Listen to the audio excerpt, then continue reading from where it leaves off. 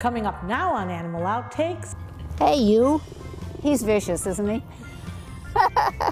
we'll introduce you to Charlie the cheetah and his important role as ambassador to his species. It makes me feel like I really did a good job, that I did a good thing for them. Some young girls decide to help out their local humane society by making something that gives dogs and cats there a little comfort. And we'll take a look at Corgis They're just a great ambassador for dogs in general. and see what makes these dogs so appealing, even to the British royal family. This and much more straight ahead on Animal Outtakes.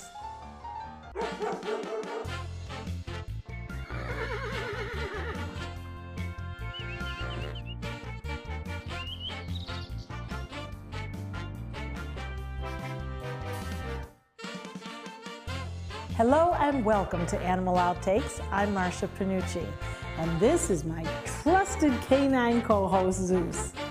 Well, this big cat can certainly outrun you, Zeus. In fact, cheetahs are the fastest land animal, but they are also racing towards possible extinction. This according to the latest cheetah population tally. One conservation facility is hoping its work will give folks a better understanding of this magnificent animal and to get involved to hopefully slow down the pace of their extinction.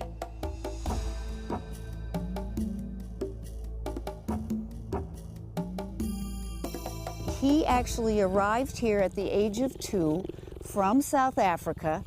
He's here to be an ambassador for his species so that people can see cheetahs up close. They can see their unique physiology and, in his case, their very unique temperament. He's giving me a bath. This is Charlie, an 11-year-old cheetah. He's a third-generation cheetah born in captivity, which is why Judy Behrens, founder of Panther Ridge Conservation Center, says Charlie is used to being around people. From day one, had a very calm demeanor. He really doesn't have an aggressive bone in his body. He doesn't even go after squirrels. It's too much work. Panther Ridge Conservation Center specializes in caring for endangered and threatened species of big cats, giving visitors a chance to get up close to some of the world's most at-risk species. Yeah. How do they arrive here? What is their story? Every single cat has its own unique story. So we do everything from the preservation of exotic felines to the rescue. So a lot of these cats come here and need a forever home because they've been abused or neglected and in their previous life, and they come here for a safe haven, and that's what we give them. Cheetahs once roamed Africa and into parts of Asia. Now, research shows cheetahs are found in only about 23% of their African range, and only a small number of individual cheetahs are found in Iran. The fastest land animal on Earth can't get away from the illegal pet trade, habitat loss, and hunters. Are they just as good at night, if not more superior than during the day? No, so they're actually unique in themselves that they are a daytime hunter. So they're one of the only predators that hunt during the day. This has been a really unique adaptation for them, but it also has caused them a lot of issues for being hunted. So out in the wild in South Africa, ranchers will go out and hunt cheetahs because they see those predators during the day and it is threatening their livestock. So And we're trying to save the cheetah. And we're trying to save the cheetah. Yeah. And one way the staff at Panther Ridge is hoping to do just that by developing a big cat breeding program. Unfortunately, it is the majority of cats are endangered. These cats' native habitats are being just completely destroyed. There's hardly any wild left, and the only way really that we're going to have to save these species is to maintain a viable population in captivity. So the hope that one day, we can protect some more areas of forests and re-release these cats. And so that many generations in the future can come away from their computer screens and actually see these beautiful creatures. Cubs like Mika and Mateo may one day be a part of the breeding program here. Mika, a 4.5-month-old cougar cub, and Mateo, a 5.5-month-old jaguar cub, could one day play an important role in keeping their species from becoming extinct. But for right now, these cubs are just into having fun. Obviously, they met each other at a young age, and they are basically like brother and sister. They play with each other, they'll groom each other, they love each other. They don't notice that they're two different species. They just think that they're best buds. So that's going to be definitely more of an issue when they reach sexual maturity. By then, they're going to be separated. That way we have no interspecies breeding. But for now, I think that they make great company for each other, and they can play with each other and wrestle with each other instead of wrestling with us. Yeah. So what this is about helping all these cats and preserving them for future generations to come, and also educating people. Not a lot of people know how endangered they are, how much help they need. The cheetah is listed as vulnerable, not an endangered species.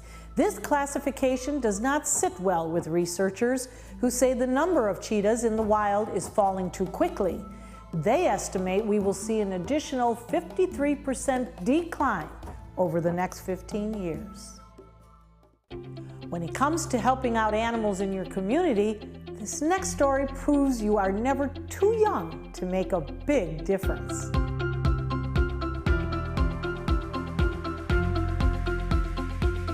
A Girl Scout's motto, to help out wherever she is needed. And for 3 members of Troop 709, they saw a need to help animals. This project was important to us because we all really love animals, especially dogs and cats and kittens and stuff like that, you know. So saving animals that are in need was just really important and really special to us. Going up into the Gulf Coast Humane Society and asking them what you need, what we can do to help you. This is what we're really trying to do, is help them see what they needed, not just putting stuff together and giving it to them. We wanted to really focus on what they wanted at the time.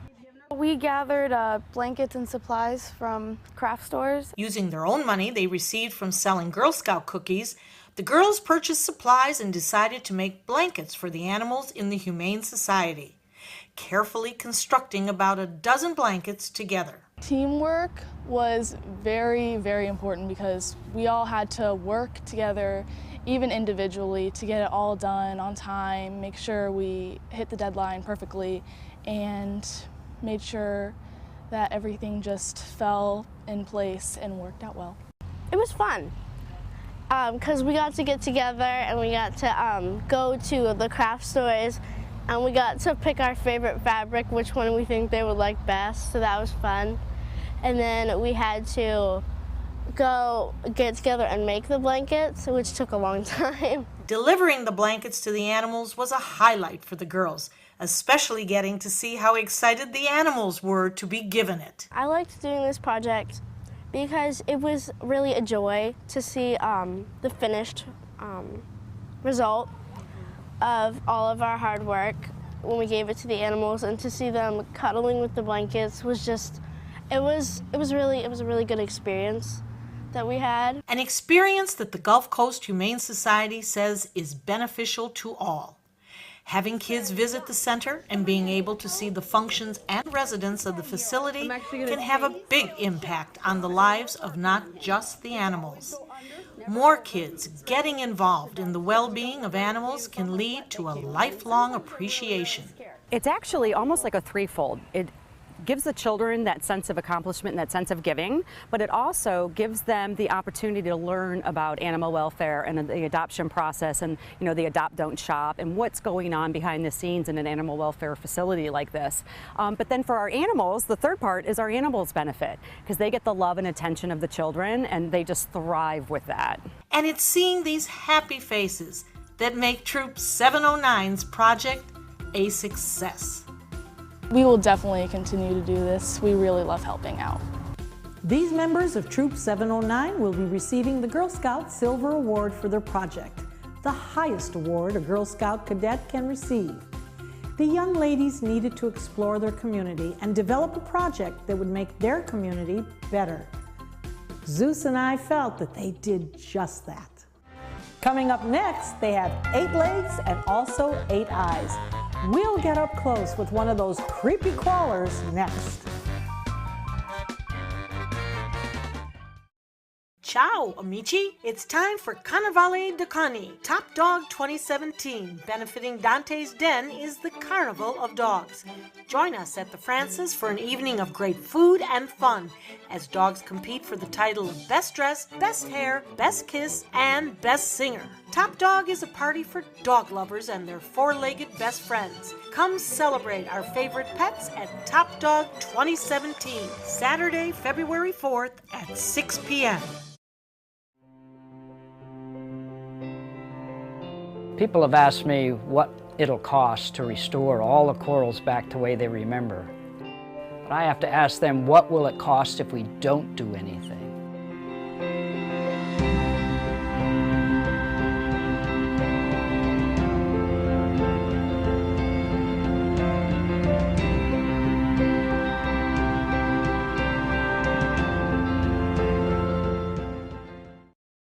For thousands of years, we've been humans' best friend. You've been through a lot, and we've been right there with you. A dog is part of the family, a confidant, and a friend who always knows how to get into your heart. So what happens to our beloved companions when we can no longer care for them? This is why we've created Dante's Den, an innovative, state-of-the-art facility that will provide care for up to 100 dogs. Dante's Den is a community for joyful dogs. Millions of Americans face uncertainty when planning for the future of beloved pets who may well outlive them.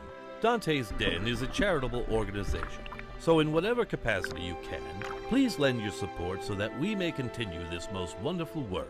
Dante and I would like to thank you for watching and for also opening up your hearts to our wonderful community of joyful dogs. Learn about the many ways you could become involved by visiting dantesden.org. This week's animal adventure is one that nightmares are made of. Well, not for some people who like to have spiders as pets. Very large spiders, I might add. Take a look and you'll see what I mean.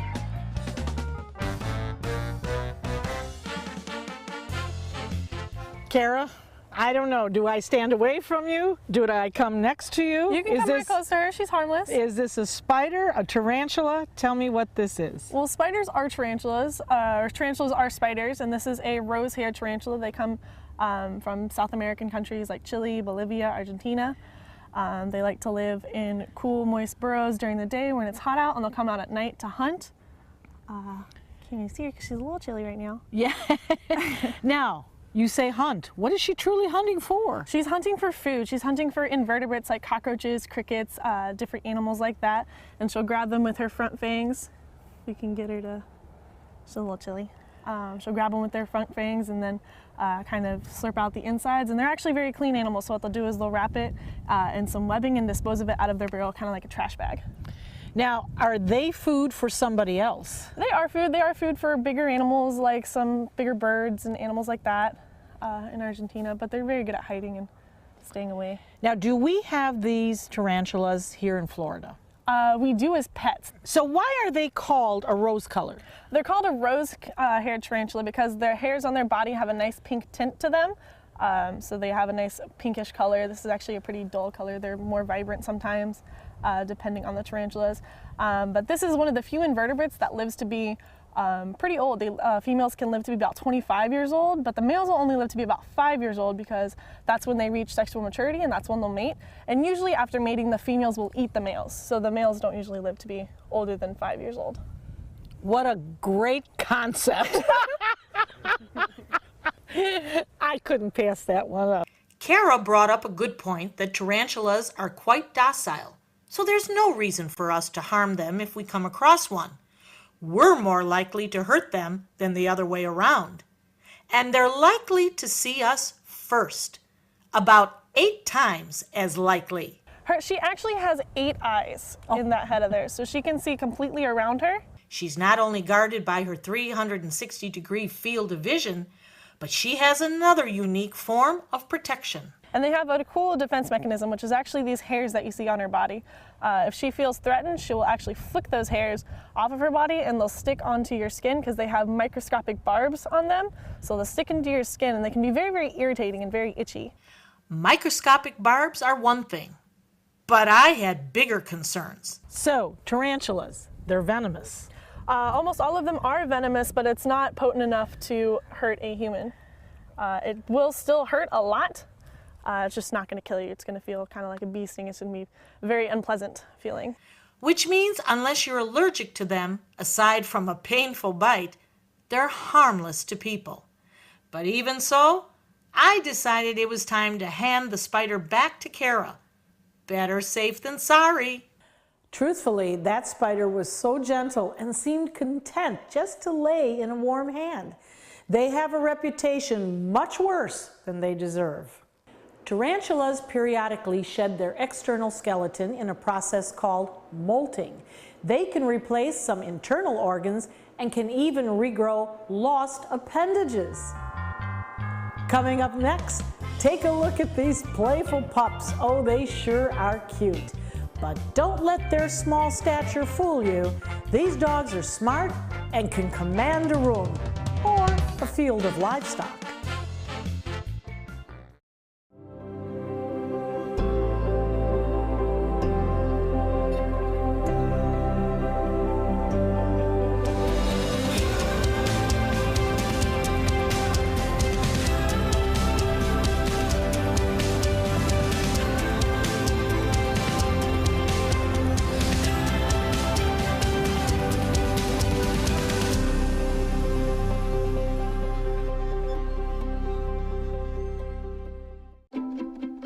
The color in my garden keeps the pink in my cheeks.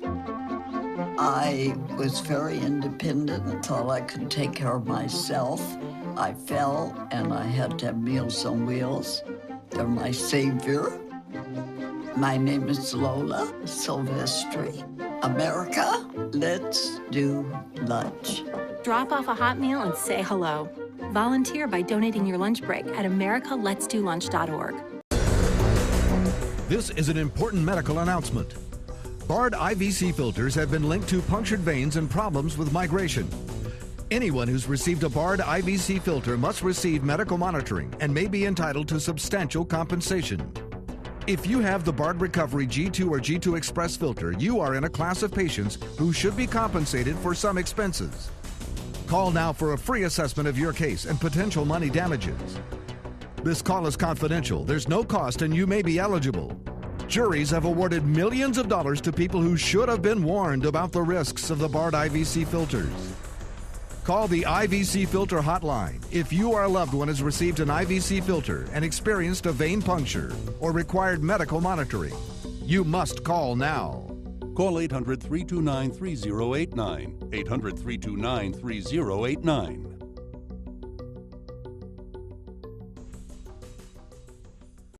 They are intelligent, outgoing, and playful. And it's one little dog with a big bark. And we're talking about Corgis. The Queen of England is a big fan. It's said that she has owned more than 30 of them during her reign. And if you are royalty, you need to surround yourself with devoted subjects. And Corgis are one extremely loyal breed.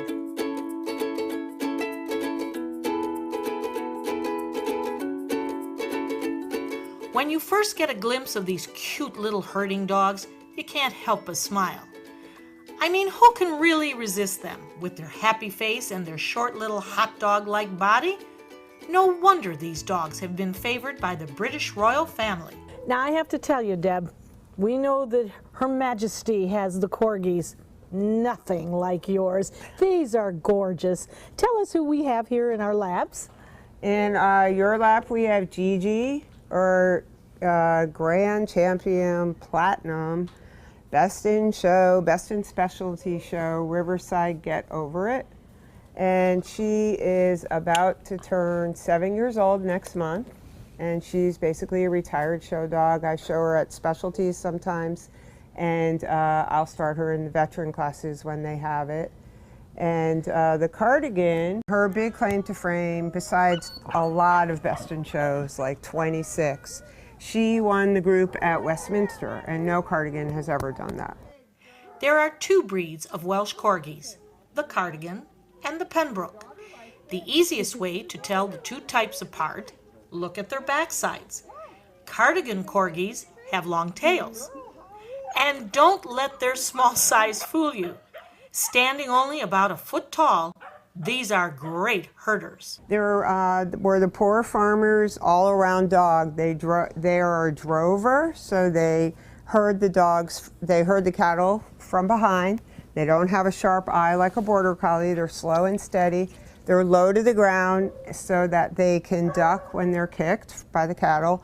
And they hold them because they're strong and go nose to nose, and the cattle finally give in and say, oh, okay, maybe we'll listen.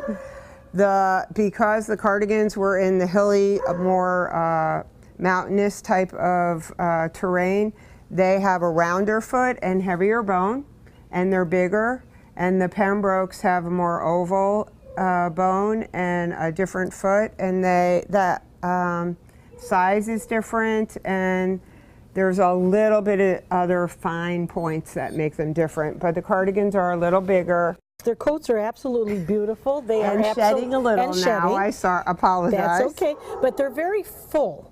Is this a double coat or a single coat? Yeah, it is a double coat, and that's another part of the reason in England it's cold a lot and it's rainy a lot, and it's a protective coat. It's very hard to get them wet to the skin. Corgis are smart and easy to train. They can be cunning too. They like to think for themselves. What type of family would you say that the Corgis should go into? They are very versatile. The main thing is they're very clever, and they do test the rules every day. You learn so much about yourself from either one of these breeds because of how clever they are. And when they see like a little loophole in a rule, they're going to push it. They go through it. They're that smart, yes. I mean, the people who are good disciplinarians and have had them love them. You need to keep on top of grooming with Corgis because of that double coat. The undercoat keeps the Corgi protected from intense temperatures, whether hot or cold. And the top coat, well, that helps to repel moisture and dirt. In Welsh, Corgi means dwarf dog. Cor meaning dwarf, and gi meaning dog. Still ahead on Animal Outtakes, some of your animal questions are answered. Ask the Vet is next. Stay with us. Ciao, amici! It's time for Carnevale de Cani, Top Dog 2017. Benefiting Dante's Den is the Carnival of Dogs. Join us at the Francis for an evening of great food and fun as dogs compete for the title of Best Dressed, Best Hair, Best Kiss, and Best Singer. Top Dog is a party for dog lovers and their four-legged best friends. Come celebrate our favorite pets at Top Dog 2017, Saturday, February 4th at 6 p.m. I'm calling in regards about my mother, and I'm here, and I just want to thank you because it saved my mother's life yesterday. And I'd like to know the names of the people that came in and saved her so I could call and thank them. And she's doing fine. It's a wonderful thing. Thank you. When you fall and cannot get up, an accident can turn into a tragedy. But with Life Alert, one touch of a button can get you help fast. Life Alert saves a person from a catastrophe every 10 minutes. Life Alert is a lifesaver. If it weren't for Life Alert, I wouldn't be sitting here today. For a free Life Alert brochure, call 1-800-962-4112.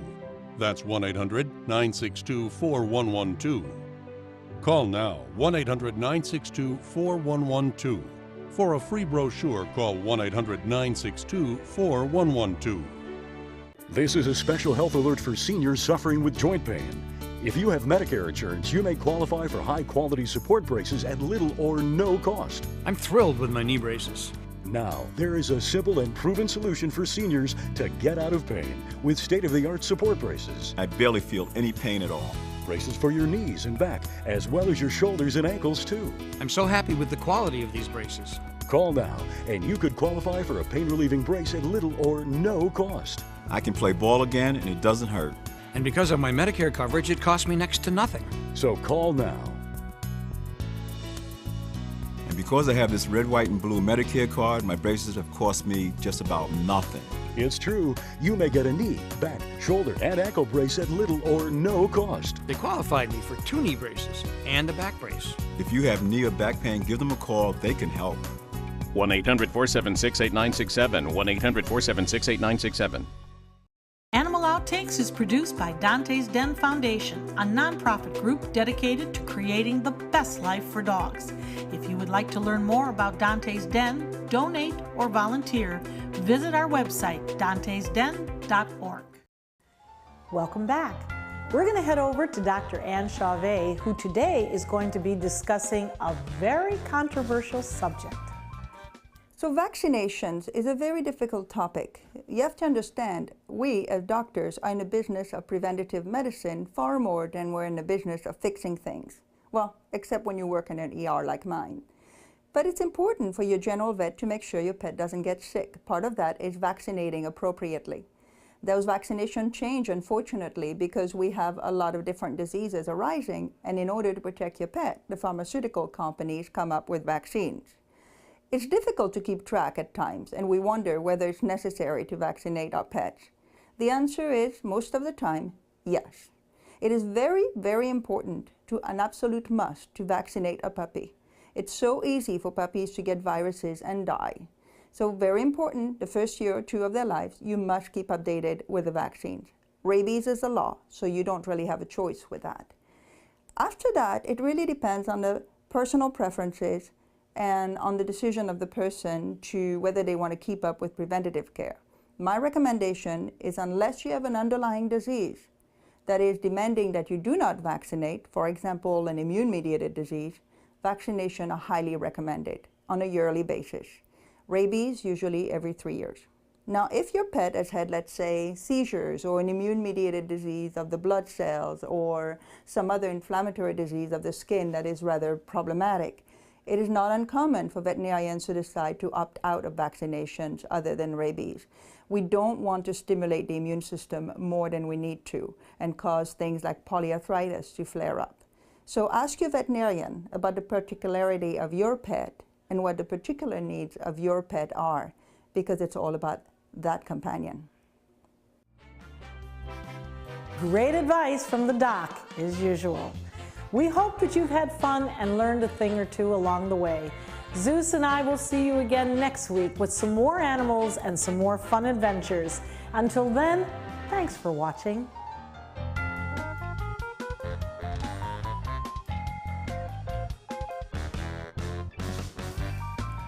Tarantulas, coming up next, they have 8 legs and also 8 eyes. We'll get up close with one of these creepy crawlers next.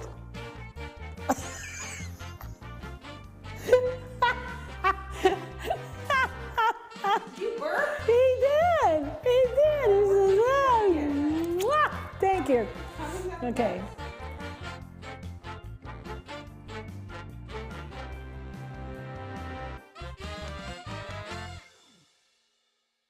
I knew I could get myself out of this. I just needed some hope and some help. I took the first step to recovery when I made the call. Since 2014, Addiction Hope and Helpline has answered calls for recovery and treatment 24/7, 365 days a year. If you're depressed, drinking, using drugs, or taking pills, call now and talk to someone who cares.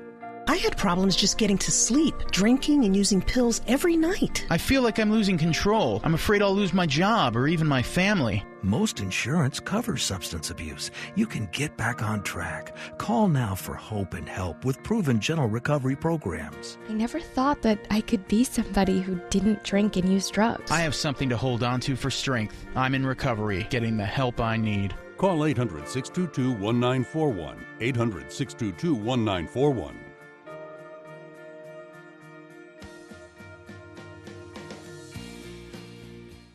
Check out My Suncoast Dining on mysuncoast.com, your guide to the foodie lifestyle. ABC7's own Chef Judy serves up her favorite recipes, cooking tips and trends, dining blogs, step-by-step videos, and Suncoast Restaurant Guide. You'll find it all at mysuncoast.com/dining. ABC7 News at 7, weeknights.